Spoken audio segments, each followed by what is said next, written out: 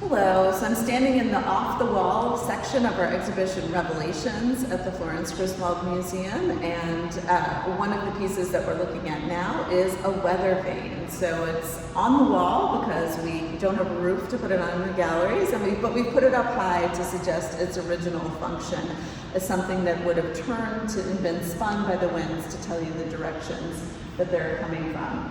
This is a wonderful, graphically impactful piece that is made by John Hell Jr. and his wife, Ada Johnny Johnson. The couple were artists who lived in Westport, Connecticut, and John Hell Jr. is best known as the person who really invented the image of the flapper, this freewheeling woman of the 1920s who is exhibiting her enthusiasm for a kind of liberated modern life. The flapper smoked, she danced, she drank, she bobbed her hair really short and wore short dresses. And so he made his reputation as an artist, creating illustrations of that character for publications like The New Yorker and his own books.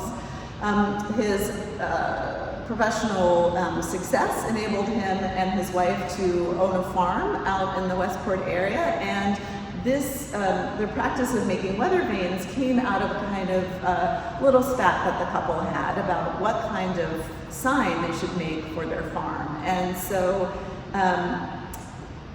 he drew an idea and joked about how they should do it in some kind of electric lights.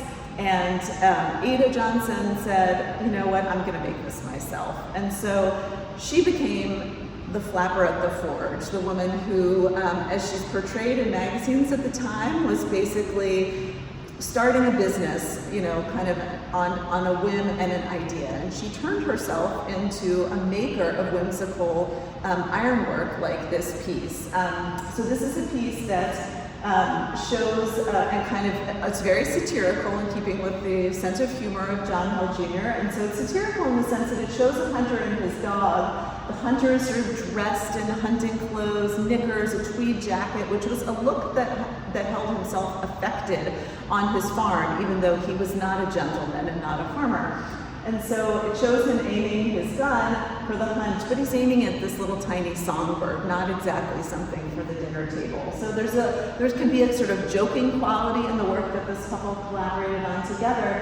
And Ada was the maker of these pieces. So it's a real kind of role reversal that also reflects the changing times of the 1920s. And there are wonderful illustrations that show her kind of in a flapper's dress, imagining her kind of at an anvil making pieces like this. So this is a wonderful work that sort of summarizes a lot of the cultural shifts going on in the 1920s through one really fun object.